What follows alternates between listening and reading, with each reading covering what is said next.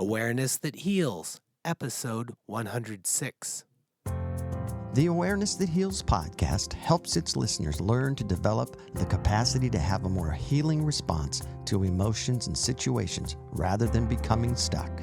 Your host, Robert Strock, has practiced psychotherapy for more than 45 years. He wrote the book, Awareness That Heals, Bringing Heart and Wisdom to Life's Challenges, to help develop self-caring and the capacity to respond in an effective way to life's challenges, especially at times when we are most prone to be critical or to withdraw.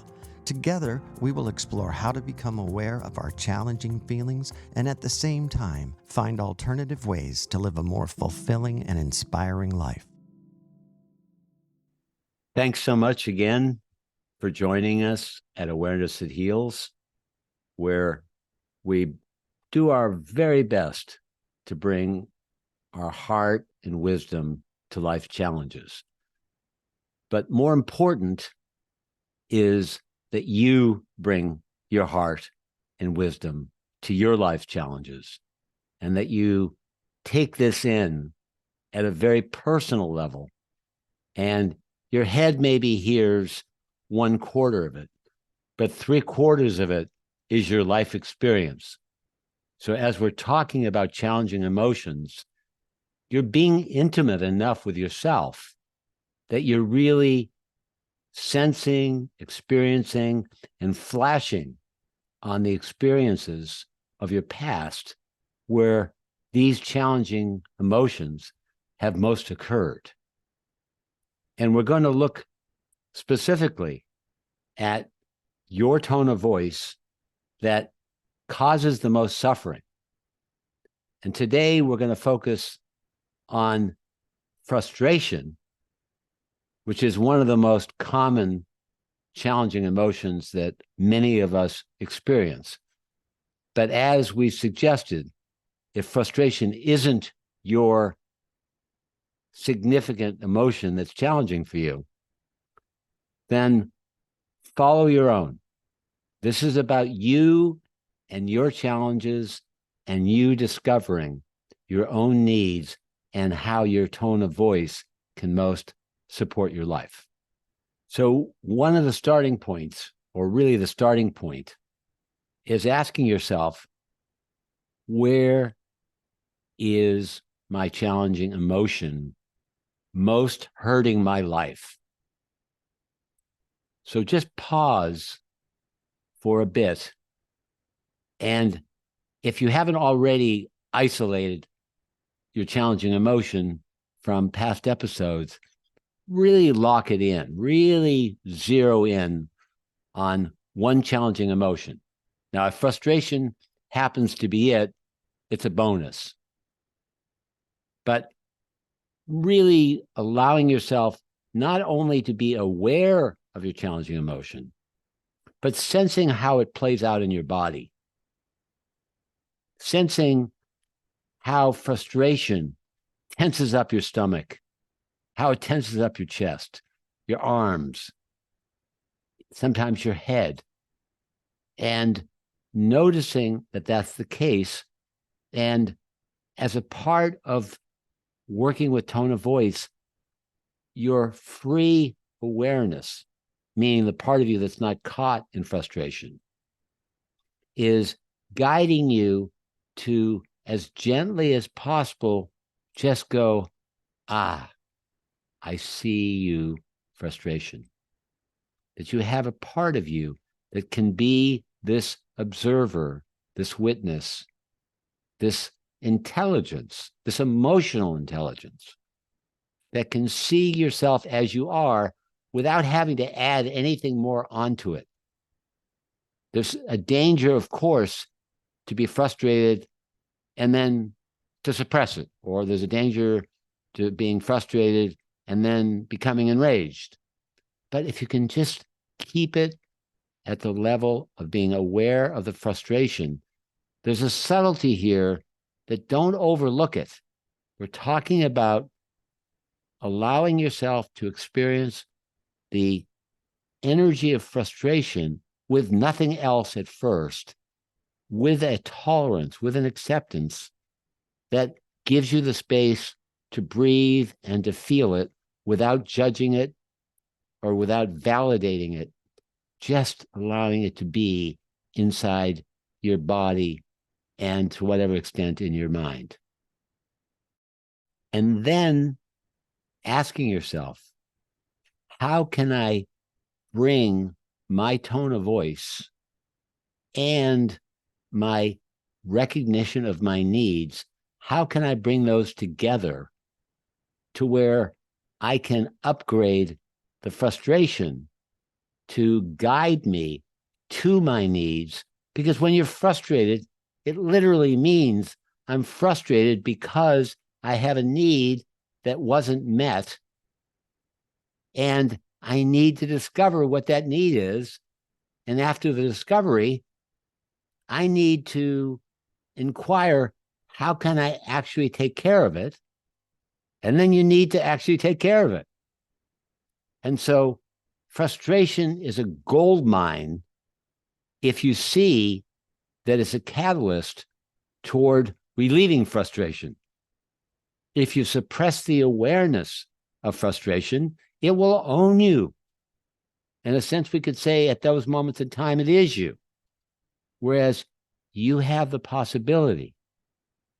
And if you really are applying this to yourself, the probability of being able to use frustration as a wake up to sensitize yourself to what it is that you really need. Now, just pause for a second.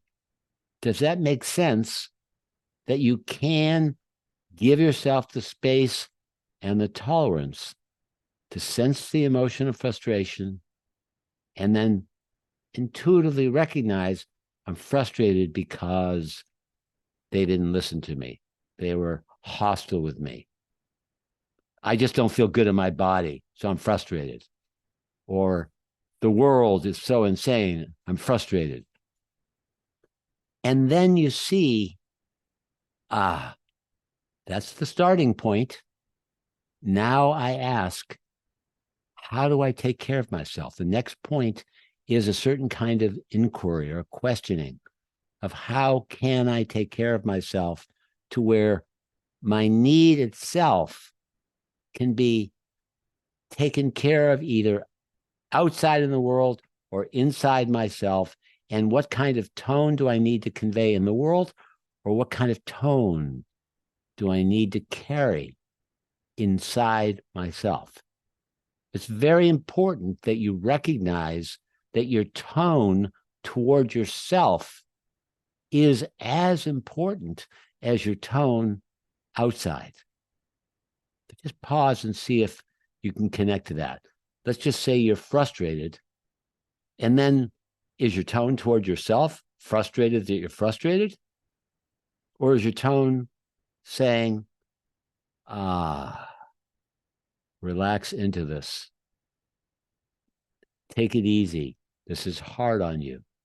So recognize that allowing frustration to be without acting it out and without suppressing it is a golden key to lead you toward what you need. And if you take care of what you need, then obviously you're going to be released from a significant level of your frustration. And by the way, if you're released from a significant level of your frustration, you will inevitably take better care of those around you as well. This is not just a narcissistic, self-centered exercise. This is something that's moving you from your challenging emotion of frustration to whatever the specific need is that was thwarted. So see if you can go and flash on the times when you've been frustrated. Like for me, I get frustrated all the time when I'm on an hour phone call to a pharmacy or something with technology. And then I'll realize, what a joke. I am contracting and getting frustrated when there's nothing whatsoever I can do. And so I will guide myself to recognize, okay, it's natural you're frustrated. Let's be a little bit more gentle with this. Let's be a little kinder and try to soften the frustration. So there'll be words that will come in. And then when the person finally gets on the phone, I'm not as inclined to say, I've been waiting on the phone for a half an hour. And I'm much more inclined to solicit their cooperation when I'm not attacking them. So it works out better for you and for the person that you're talking about. So stay with your situation and find yourself right now asking, how could I best take care of my frustration? And see whether it's mostly an inner tone, an outer tone, or perhaps both. And part of it is a big exhale. It's like frustration. Oh, I want to let go as much as possible. And I want to discover what I need. And I want to see what inner and outer tone that I can find and I can energize so that I have a best chance of taking care of what is needed. And I say what is needed because that means it takes care of me and others. So see if this makes sense to you, that being aware of your frustration without being in a constant reaction to your frustration, and instead using your awareness and a part of you that cares for yourself and wants to care for yourself, makes good sense to you. So just notice whether or not that hits your sensibility.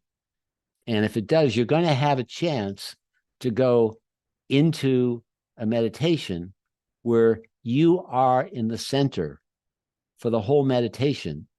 And whether it's staying with the frustration or whether it's staying with your particular challenging emotion, the incredible benefit of tolerating and identifying clearly your challenging emotion without judgment and letting it guide you toward what it is that you need.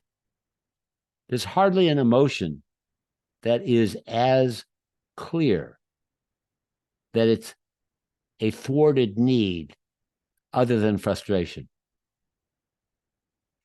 To be able to have that be nimble in your mind, where you say, if I'm frustrated, obviously there's a need. What is it? What is that need? And as you're flashing on situations, see if you can see that the answer might be, I need to unclench because I can't do anything with a telephone. Or it might be a communication, or it might be an action that you need to take. You might be frustrated with legitimately frustrated with a doctor. You might need to go to another doctor. Only you can put yourself in the real experiential zone of frustration and start to navigate how to best take care of your needs. One of the greatest allies, not only with frustration, but with any challenging emotion, is when you see the absurdity of holding on to frustration like it's gold when it's hurting you, and you get a glimpse, you can see the absurdity so deeply that you chuckle. What am I doing? I'm here with a phone by myself, and I'm in a pretzel. I'm all contracted. And the humor is one of the most healing qualities that can guide us when we are in our challenging emotion. Because we realize if we hold on to it like it's really valuable, that we're really maximizing our suffering. And when we see we're maximizing our suffering, it can be humorous if we don't take it too seriously. Obviously, if we take frustration very serious, it's deadly.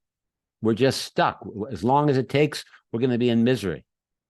But if we can see that there's a need underneath, an internal need or an external need, then our humor, our playfulness, our humility can come and guide us to how we can take care of ourselves.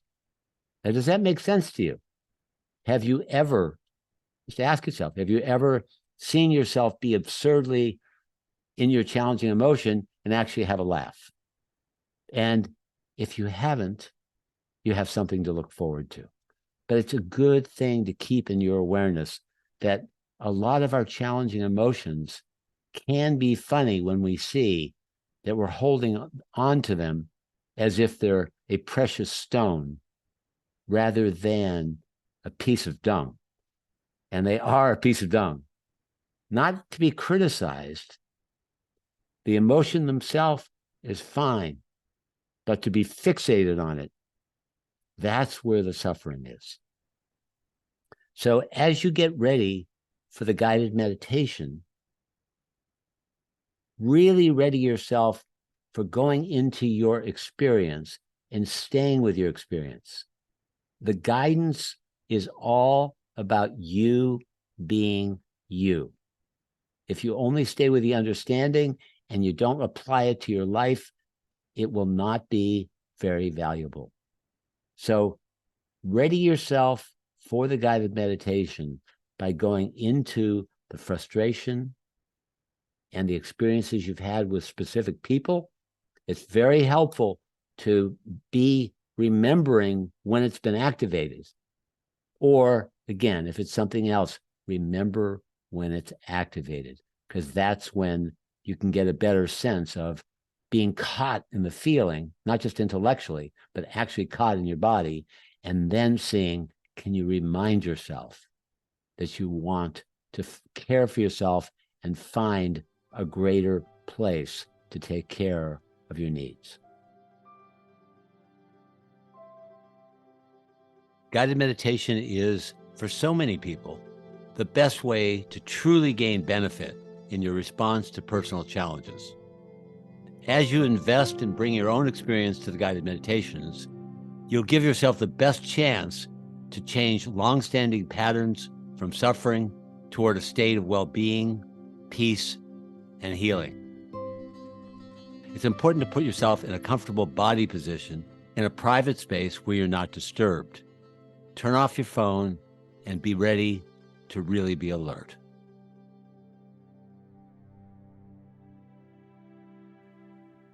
So let yourself start by just being very sensitive to your ears and to your capacity to listen. Recognizing that if you hear silence, that is beautiful. If you hear a car, if you hear music, if you hear people walking nearby, just be content to be your listening, recognizing that it's one of the forms of intelligence, of observation, of sensitivity. Listening can also be listening to your mind, listening to your thoughts. Ah, I'm thinking about this. Or listening to your feelings. Ah, my listening is inwardly tuning in to my feelings. Appreciate that this sense of listening is both an internal and external capacity that's invaluable. So as you move from this listening and really carrying the listening on, let yourself go into when you were last frustrated, when you've been frustrated through the years. Maybe it's your original family, maybe it's a current relationship, maybe it's something in relationship to yourself, maybe it's that long phone call. But let yourself have not only permission, but encouragement to be frustrated, to realize if you can nakedly allow the frustration, you're increasing the chances of being able to discover the need that lies underneath it. And also gives you the best chance of it accompanying the need with the tone that will give you the best chance of fulfilling your need. And as a byproduct, if your need is fulfilled, there's an excellent chance it's going to take care of the needs of the other or others around you.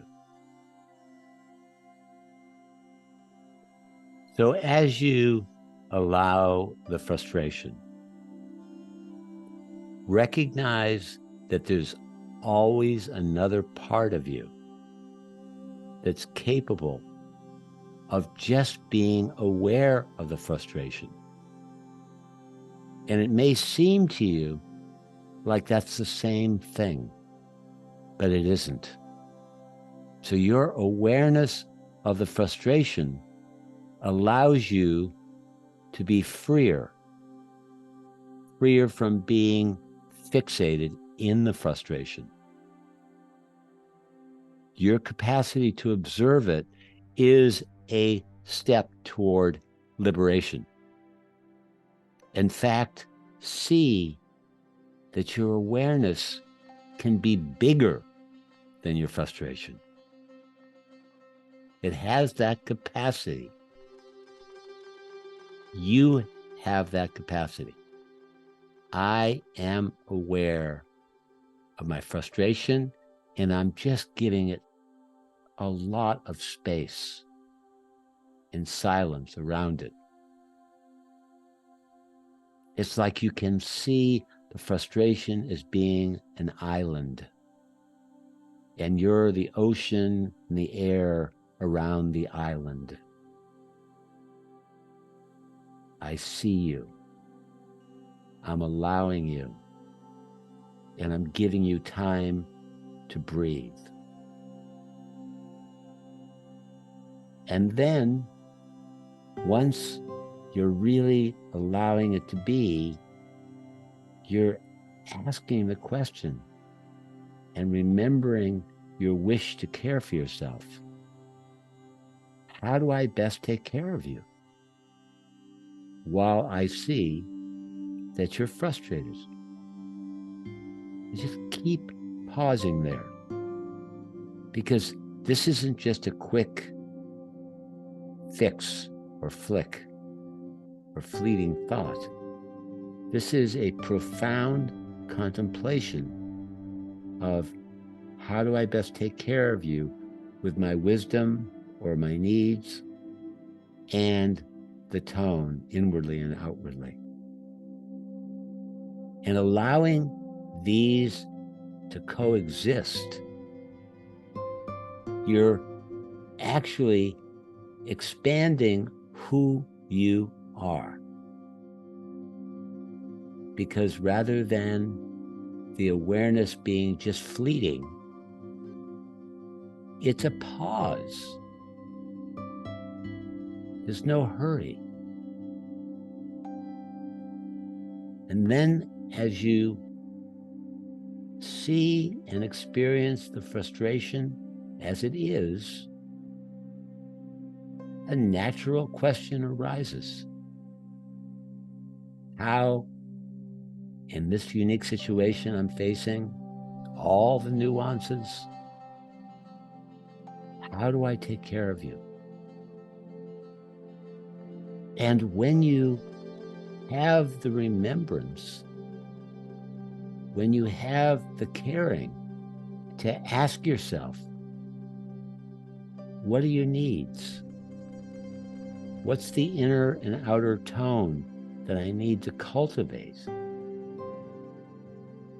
There's a different kind of aliveness that occurs. There's a kinship with yourself. There's a befriending. Just sense now, as you look at your experiences of frustration, look and see if you can be this inquiry, if you can be this looking for and finding your need, and allowing it to have the space and the time to find each other. And then see, okay, now that I know what I need, how do I implement it? It's not enough just to know. What's my tone going to be? What are the exact words? Does it require actions? Does it require a certain attitude to coexist with the frustration? Or in some cases, really to overtake the frustration. Sometimes the frustration can be put into a bedroom in the house, and you can say, I know you're there, but I'm closing the door right now. I'm living in the living room, and I'm going to energize my need to be treated kindly. Or I'm going to internally unclench my body because I realize there's nothing I can do on the outside. Or maybe, just maybe, I get the joke. I get the joke that my mind is just fixated on this one thing that I can't control. Many times the frustration is really funny because you realize I'm frustrated about something that I have zero chance of controlling. And when you stay with that, look and see if you can, you might smile, maybe not laugh, but you might just smile. So there's an ongoing honoring, again, see if you can do it, ongoing honoring of the frustration itself, which is a big thing, rather than reacting to it. And there's a remembering that, of course, I want to try to care for myself, because the alternative is rather bleak. And this alternative is just endlessly hopeful. It's very likely more than you've ever imagined your resiliency, your ability to identify what you need, what kind of inner and outer tone is going to be helpful. And yes, you can do it right at the dreaded time. And I say that with a smile because I see how many times I have been in the experience of what might be called a dreaded time. And when I get the joke, it can release. So as we finish this meditation, stay with your experiences of frustration and accepting it at least tolerating it, giving it space to breathe, and remembering. And can you plant a seed? Can you say a prayer? May I please remember that I'm interested in caring for myself at these times when my frustration takes over. I want to recognize my wisdom and my heart, whether I use it or not, is there. You can remember that this is the way I want to live my life more and more. I want to be that keen observer and that one that knows and is practicing caring for myself, especially when I'm having challenging feelings. Let yourself be open to a prayer to remember at the critical times when you're most hypnotized by a feeling. You're that lonely island in the feeling, and you forget that you're really the ocean or the sky, and you're identified with something small, and you don't remember there's something big that's there that can support you. So be in that prayer to remember, and then let the memory activate your greatest capacities to take care of what you need.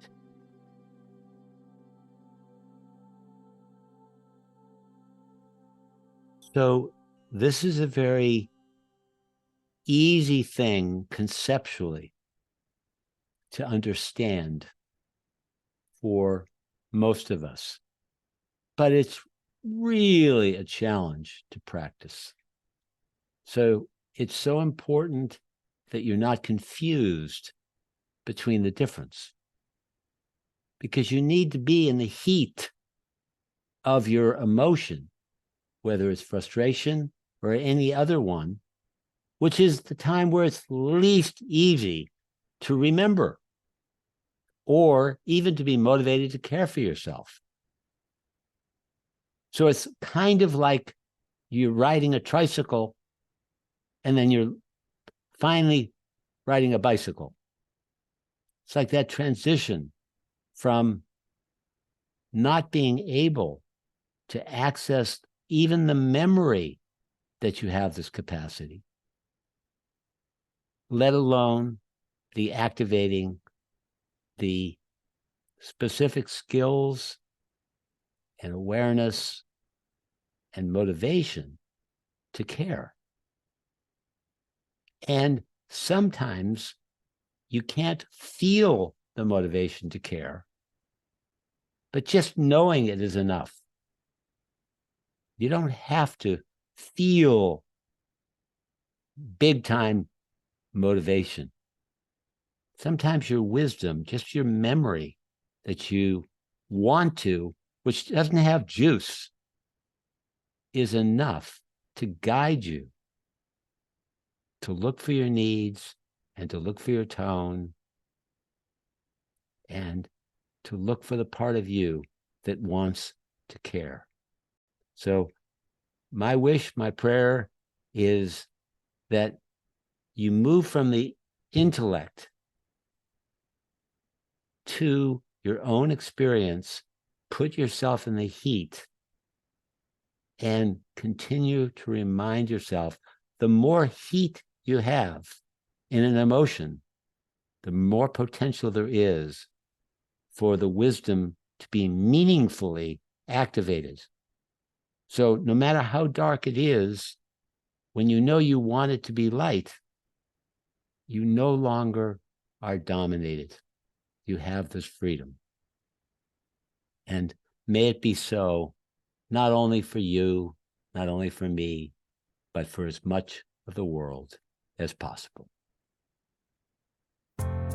Thanks for listening to Awareness That Heals. Please click subscribe so you won't miss an episode. If you love the podcast, the best way to help spread the word is to rate and review the show. This helps other listeners like you find this podcast. We're deeply grateful you're here and that we have found each other. We encourage you to download our introspective guides at awareness-that-heals.org. They will be helpful to you while listening to our podcast.